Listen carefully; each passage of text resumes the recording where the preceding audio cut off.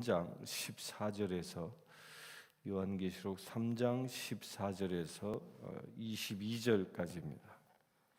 3장 14절에서 22절.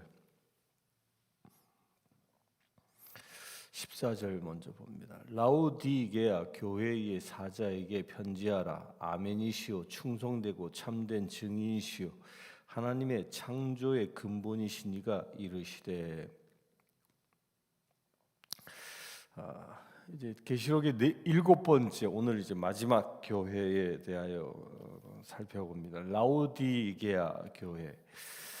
라오디게아 교회, 이 라오디게아가 위치하고 있는 것은 이 소아시아 지역이죠. 소아시아 지역에 있는 그런 교회인데요.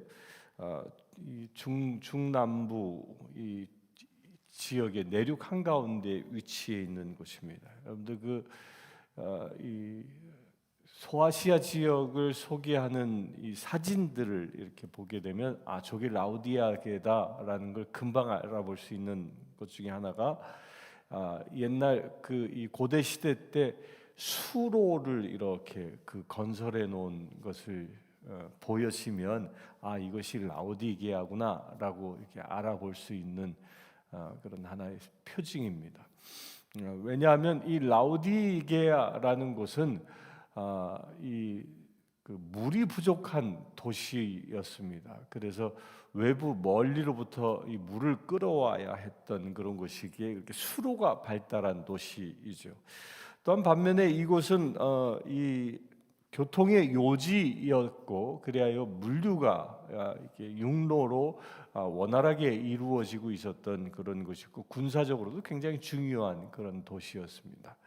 또한 반면에 이곳은 그러면서 이곳은 이 모직 산업과 금융업들, 또 의학들, 그래서 유명한 의과대학이 있는 곳이었고, 또한 이곳은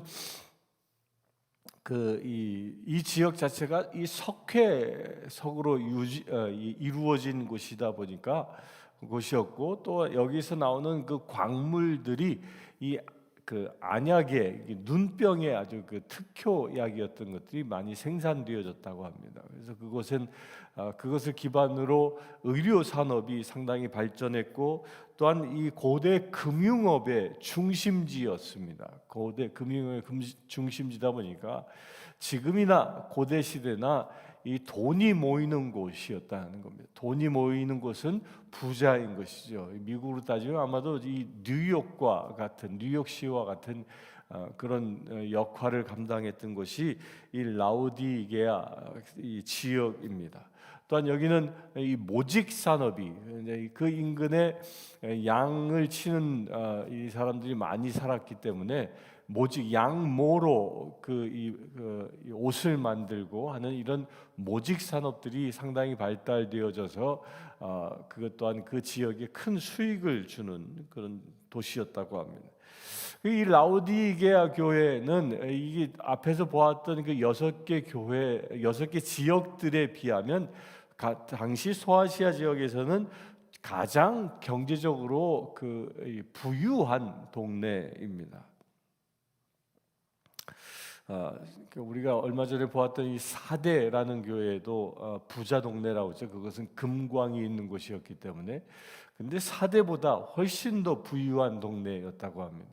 그 증거 중에 하나가 AD 17년에 이 소아시아 지역을 덮쳤던 그 대지진으로 인하여 도시가 황폐화되어졌는데, 그때 당시에 로마 정부는 각 소아시아 지역의 도시들의 재건을 위하여 이 재정적인 지원을 엄청나게 했습니다. 그런데 이 유독 라오디게아 이 교회만큼은 로마의 재정 지원을 거부하고 자체 예산만으로 이 도시를 다시 복구해낼 만큼 엄청난 자금력이 있었던 도시입니다. 그 교회를 설명하는데 아멘이시오, 충성되고 참된 증인이시오, 하나님의 창조의 근본이시니가 이르시되. 이제 여기서 예수님을 이야기하죠. 근데 예수님을 서술하는 용어가 우선 아멘이시오라고 얘기합니다. 아멘. 아멘은 이거 예수님의 또 다른 그 이름이기도 하지만 아멘은 뭐예요? 동의한다. 내가 그렇게 하겠다라는 그런 뜻이죠. 곧 하나님의 구원의 계획에 예수님이 동의하셨고 그대로 이루어지게 하겠다. 또 예수님은 어떤 분이냐? 충성되고 또한 증인이시다. 무엇에 대한 증인이 하나님의 창조자 되신 하나님, 구원의 역사를 일으키신 그 하나님, 그 사역에 대한 증인이다라는 겁니다.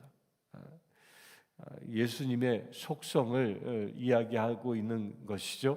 근데 이것은 또한 우리에게도 똑같이 요구하는 것입니다. 예수 그리스도께서는 아멘이시고 예수 그리스도는 충성되고 예수 그리스도는 참된 증인이신 것처럼 우리도 그렇게 살아야 한다라는 겁니다. 여러분도 아멘의 삶을 살길 바랍니다. 아멘은 단순히 설교 말씀을 들었을 때 은혜 받아 아멘 하고 이야기하는 그 정도의 수준이 아닙니다. 내가 당신의 말에 동의합니다. 나는 그렇게 따라 살겠습니다. 라는 삶의 결단인 것이죠. 그 삶의 결단의 결실로 나타나는 것이 충성하는 것입니다. 누구께? 하나님께 충성하는 것입니다. 여러분들의 삶이 아멘의 삶, 충성된 삶이 되어지는데 그 충성된 삶은 어디에서 나타나느냐? 참된 증인된 삶으로 나타난다라는 겁니다. 우리가 예수 그리스도의 증인으로, 그래야 세상 사람들이 우리의 삶을 보면, 우리가 서로 사랑하며 살아가는 것을 보면 우리가 예수의 제자됨을 알고, 또한 우리가 복음으로 선포되어지는 말씀을 통하여 그들이 생명을 얻는, 전도되어지는 놀라운 은혜가 이루어진다라는 겁니다. 우리에게도 이런 은혜가 임할 수 있게 되길 바랍니다. 여러분들 안에 예수 그리스도께서 계시고 또한 내 안에, 또한 주님 안에 내가 있는 것으로 인하여 나타나는 현상이 뭐예요? 우리의 삶이 아멘이고 우리의 삶이 주님 하나님께 충성된 삶을 살게 되고, 또한 우리의 삶이 세상 사람들에게 나의 구원자 되신 예수 그리스도를 증언하는 전도자의 삶을 살게 되는 것입니다. 오늘 하루 여기에 도전받을 수 있게 되길 바랍니다. 그래 여러분들의 삶이 예수를 닮아가는 거룩한 삶이 되길 축원합니다. 15절 봅니다. 내가 내 행위를 아노니 내가 차지도 아니하고 뜨겁지도 아니하도다. 내가 차든지 뜨겁든지 하기를 원하노라. 그러니까 이 말은 아까 제가 서두에 말씀드린 것처럼 라오디게아 이 도시는 물이 부족한 곳이었기 때문에 외부로부터 이 수로를 건설해서 물을 끌어왔는데 이곳엔 특별히 두 군데에서 물을 끌어옵니다. 이 한 곳에는 히에라볼리라는 곳으로부터 온천수를 끌어옵니다. 그 온천수를 무려 약 10km 정도 되어지는 아주 긴 수로를 건설하고 그 수로를 통하여 온천수를 끌어옵니다. 그래서 지금도 이 히에라볼리 지역은 이 온천수가 아주 이 생성되어지는 곳이라고 하죠. 근데 그곳은 이 온천수는 또한 석회질을 많이 담고 있기 때문에 그 10km나 되어지는 이 물을 끌어오다 보면 처음에는 발원지에서는 뜨거운 물이었지만 약 80도가 넘는 이 계란을 넣으면 금방 삶아질 그런 뜨거운 물을 수로로부터 이 운송해서 오지만, 이 문제는 뭐예요? 이 라오디게아 이 10km를 지나고 오면서 그 물은 뜨거운 물이 아니라 미지근한 물이 되고 만다라는 겁니다. 또한 반면에 그리하여 이 온천수로 오는 이 물은 음용할 수 있는 물이 아닙니다. 그 안에 석회 성분이 많기 때문에. 그래서 이 물은 당시에 생활용수로 사용했다고 합니다. 또한 이 골로새 지역에서 이 물을 또 끌어오는데 약 14km나 되는 곳입니다. 그런데 이 골로새 지역에서 끌어오는 물은 아주 찬 물이었다고 얘기합니다. 아주 찬 물, 깨끗한 물, 그 찬 물을 수로를 통하여 오는데 이것을 약 14km, 그러니까 14km를 끌고 오다 보니까 어떤 일이 생깁니까? 14km를 끌고 오다 보니까 그 물은 찬물이었지만 라오디게아 이 도시에 도달하게 되면 햇빛에 의하여 미지근한 물로 바뀌어 버리고 마는 그런 상황인 거죠.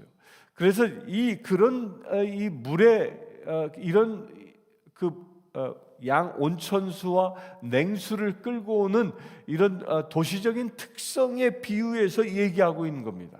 내가 차지도 아니하고 뜨겁지도 아니하니 내가 차든지 뜨겁기를 원하노라라고 얘기하는 것.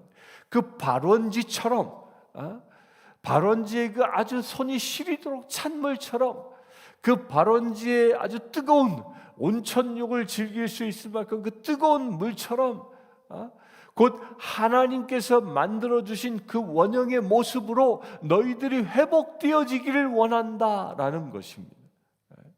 차지도 뜨겁지도 아니하다라는 말은 그렇게 긴 수로를 통하여 거쳐오면서 뜨거운 물은 미지근한 물이 되고 찬물 또한 미지근한 물이 돼서 뜨뜻미지근한 그런 하나님이 만들어 놓으신 원형의 모습을 다 잃어버리는 그런 신앙의 모습이 아니라 하나님이 창조하신 원형의 모습, 뜨거운 모습, 찬물의 그 순수한 모습을 회복하라는 그런 뜻인 겁니다.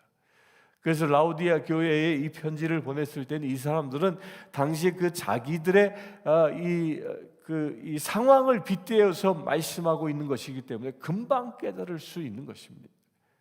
물은 그렇게 10km, 14km나 되어지는 먼 길을 거쳐 오면서 본연의 그 뜨거운 모습, 본연의 그 찬물의 모습은 사라져 버리는 것처럼 우리 또한 이 세상을 살아가면서 하나님께로부터 은혜가 세상 가운데 희석되어져 뜨뜻미지근한 그런 상태의 신앙생활을 하는 것을 주께서 경고하고 있는 것입니다.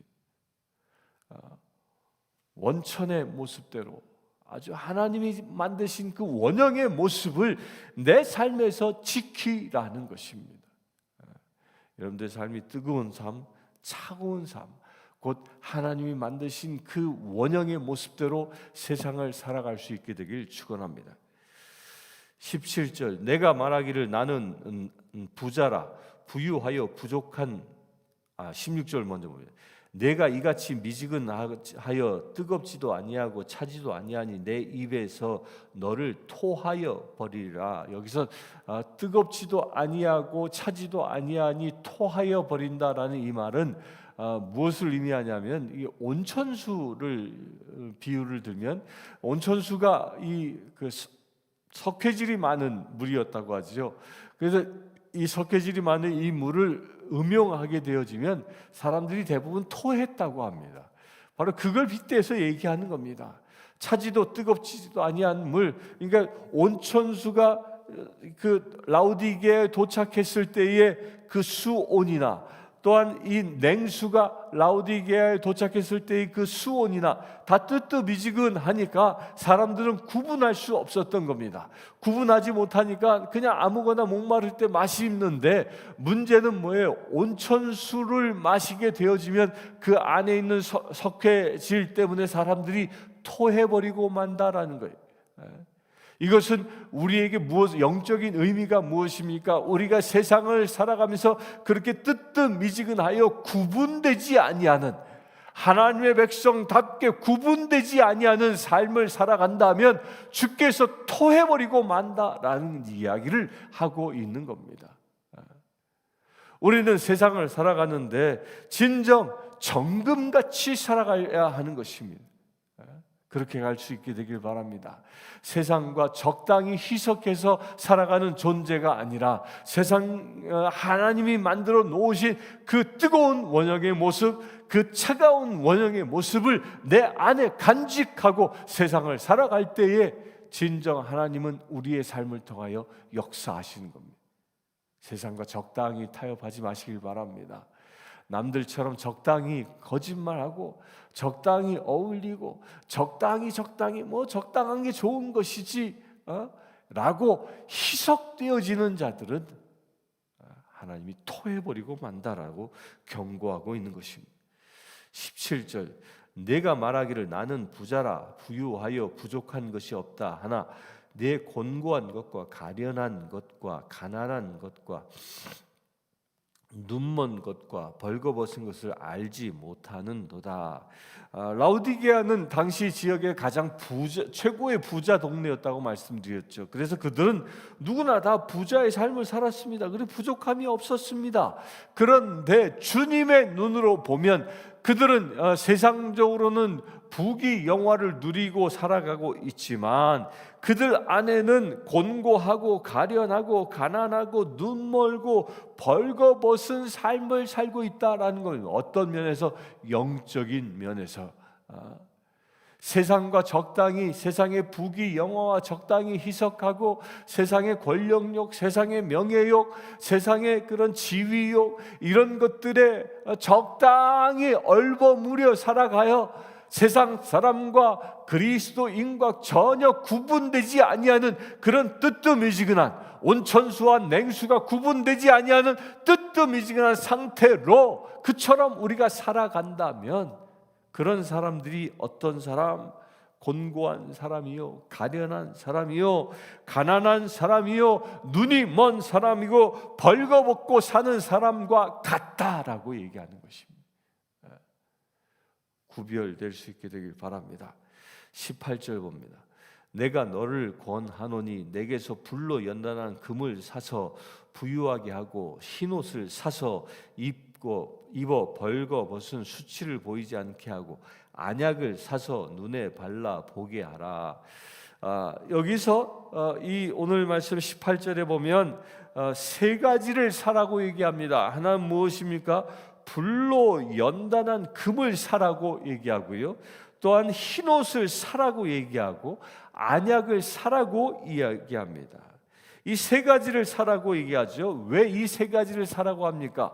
이 세 가지를 살 때 정금같이 구별되어질 수 있다라는 그 금을 사라는 것은, 우리의 삶이 적당히 희석되어진 불순물이 가득한 그런 금이 아니라 20순도 99.9%의 24K와 같은 그런 정금처럼 우리가 되라는 것입니다. 그것을 어떻게? 사라고 얘기합니다. 여기서 산다라는 이 말은 이 헬라어로는 아고라조라는 말인데요. 이 아고라조라는 이 말은 값을 지불하다라는 뜻인데, 이 값을 지불했다라는 말은 이 구원했다. 예수 그리스도께서 십자가에 못 박혀 죽으심으로 인하여 우리의 죄값을 지불하셨다라는 그 말과 동일한 말인 겁니다.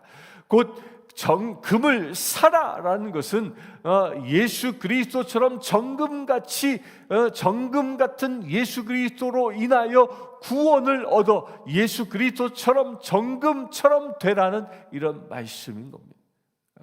우리가 세상을 살아가면서 불순물이 섞여 적당히 살아가는 그런 존재가 아니라 정금같이 될 수 있게 되길 바랍니다.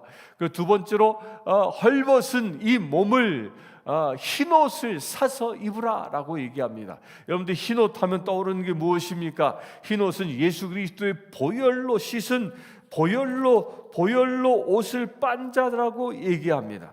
그 보혈로 옷을 빤 곧 예수 그리스도의 보혈, 그 보혈로 구원함을 얻은 우리가 예수 그리스도의 보혈로 흰 옷을 입어 주님의 보좌 가운데 들어갈 수 있어야 한다는, 이것 또한 구원입니다. 우리가 온전히 우리의 허물을 가릴 수 있는 것은 오직 예수의 피밖에 없는 것입니다. 그 예수의 피로 인하여 구원함을 얻으라라고 말하는 것입니다. 또한 안약을 사서 이 말이 무엇입니까? 보지 못하는 거예요. 눈이 멀어서 무엇이 진리요 무엇이 거짓인지 알지 못하는 것입니다. 우리가요, 이 말씀의 구약과 신약으로 구성되어져 있는 옛날 약과 새로운 약으로 우스갯처럼 얘기하지요. 이 말씀의 이 치유의 약을 알지 못하고 살아가는 사람들이 세상에서 눈이 멀어 살아가는 이들이 얼마나 많습니까? 무엇이 그리하여 진리인지 무엇이 거짓인지 구분하지 못하고 살아가는 사람들에게 말하고 있는 것입니다. 이 안약과 같은 이 말씀의 은혜를 내가 대가를 치르고 사서 내 눈먼 세상의 진리와 거짓을 구분하지 못하고 살아가는 나의 눈먼 눈을 치유하라는 것입니다. 여러분들 그렇게 될 수 있게 되길 바랍니다. 볼 것을 보고 보지 말 것은 보지 말아야 하는 것입니다. 분명히 볼 수 있어야 합니다. 무엇이 진리에 속한 사람이고 어떤 이는 거짓에 속한 사람인지 구분하고 분별할 수 있어야 하는 것입니다. 그냥 좋은 게 좋은 거지 살아가는 자가 아니라 오직 주님이 보여주시는 바를 볼 수 있게 되길 바랍니다. 여러분들 눈이 열릴 수 있게 되길 바랍니다. 사도 바울의 눈꺼풀이 벗겨지고 그의 눈이 열려 말씀의 진리를 볼 수 있었던 것처럼 여러분들도 그 안약을 사서 여러분들의 눈이 열릴 수 있게 되길 바랍니다. 그 안약이 무엇이라고요? 이 말씀입니다. 19절부터 봅니다. 물은 내가 사랑하는 자를 책망하여 징계하노니 그러므로 내가 열심을 내라 회개하라. 이렇게 금을 사고 흰옷을 사고 안약을 사는 것에 열심을 내라. 그리고 회개하라. 뜨뜻미지근했던 찬물인지 뜨거운 온천수인지 구분되지 아니할 정도로 그렇게 대충 희석되며 살아갔던 우리의 삶으로부터 어떻게 하라? 회개하라. 정금같이 회개할 수 있게 되길 축원합니다. 20절 볼지어다 내가 문 밖에 서서 두드리노니 누구든지 내 음성을 듣고 문을 열면 내가 그에게서 들어가 그와 더불어 먹고 그는 나와 더불어 먹으리라. 내가 문 밖에 서서 두드리노니 누구든지 내 음성을 듣고 문을 열면 내가 그에게 들어가 그와 더불어 먹고 그는 나와 더불어 먹으리라. 주께서 우리의 문을 두드리고 계신다라는 겁니다. 여기서 말하고 있는 문을 두드린다. 그 누구의 문을 두드립니까? 라우디게아 성도들의 문을 두드린다라는 겁니다. 이 라우디게아 성도들 그들은 어떤 상태? 차지도 뜨겁지도 않아 하나님이 만들어 놓으신 그 원형의 모습들을 다 잃어버린 사람들을 얘기하는 것입니다. 그 하나님이 만들어 놓으신 원형의 모습을 잃어버린 사람들은 예수님이 그 안에 계시지 않다라는 겁니다. 이거 아주 무서운 이야기입니다. 여러분들 세상에서 정금같이 구별되지 아니하고 세상 가운데 흰옷을 입어 온전히 나의 허물과 죄들이 씻기움 받아 회개된 삶을 살아가지 아니한 사람들은 그 중심 안에 예수 그리스도께서 계시지 아니하시다라는 무서운 이야기를 하고 있는 것입니다. 모두 교회에 나와서 예배한다고 다 주님 안에 계시는 것이냐? 아니라는 것입니다. 정금같이 되어질 때 흰옷을 입을 때 안약을 바라 눈이 열려 이 말씀들이 보여지는 자가 되어질 때에 그럴 때 어떻게 예수 그리스도가 내 안에 주님이 내 안에 그래야 내가 주님과 더불어 먹고 주님이 나와 더불어 먹는 놀라운 은혜의 삶이 이루어질 수 있는 것입니다. 여러분들 주님과 동행하는 삶을 살기를 원합니까? 그렇다면 여러분들의 마음의 문을 여십시오. 열심을 내십시오. 그리고 내가 죄 가운데 있었던 것을 회개하십시오. 차지도 뜨겁지도 않았던 그리하여 대충 세상과 희석되어져 불의와 희석되어져 살았던 나의 모습으로부터 회개하고 정금처럼 일어설 수 있게 되길 축원합니다. 그것을 위하여 주님은 지금 여러분들의 눈을 두드리고 계시는 것입니다. 불신자에게만 두드리는 것이 아니라 지금 교회 안에 있으나 주님이 내 안에 내가 주님 안에 살아가지 못하는 사람들에게 지금 경고하고 있는 것입니다. 여러분들 주일날 예배 다 드린다고 다 천국 가는 것이 아니라는 것입니다. 예배 드린다고 하여 여러분들의 삶이 예수 그리스도를 증언하는 뜨거운 삶이 아니라는 것입니다. 어떻게 내가 마음을 열어 주님을 맞이하여 정금처럼 흰옷을 입고 눈이 열려 살아갈 때 가능한 것입니다.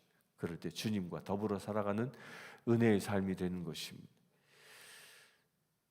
21절 이기는 그에게는 내가 내 보좌와 함께 앉게 하여 주기를 내가 주기를 내가 이기고 아버지 보좌에 함께 앉는 것과 같이 하리라. 하나님의 그 식탁에 앉게 하는, 보좌와 함께 앉게 하여 주기를. 그에게는 내가 내 보좌와 함께 앉게 한다. 어떤 사람들, 예수 그리스도를 마음의 문을 열어 영접하고 주님과 동행하는 사람들을, 그런 사람들이 이기는 자인데, 그렇게 이기는 자가 어디에 앉습니까? 예수 그리스도의 보좌에 앉는, 예수님과 더불어 함께 앉는 축복의 자리. 이것은 예수님이 하나님의 보좌 우편에 앉아 계시죠. 주님과 함께 천국 잔치에 임한다. 그 주님과 식탁을 함께 나눈다. 주님과 함께 먹고 마시며 살아간다라는 의미인 것입니다. 여러분들 삶이 오늘 하루 이런 일들이 일어날 수 있게 되길 축원합니다. 22절, 귀 있는 자는 성령이 교회들에게 하시는 말씀을 들을지어다.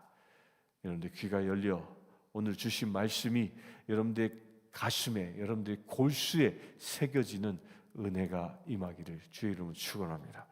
함께 기도하겠습니다. 우리가 온전히 정금같이 흰옷 입은 백성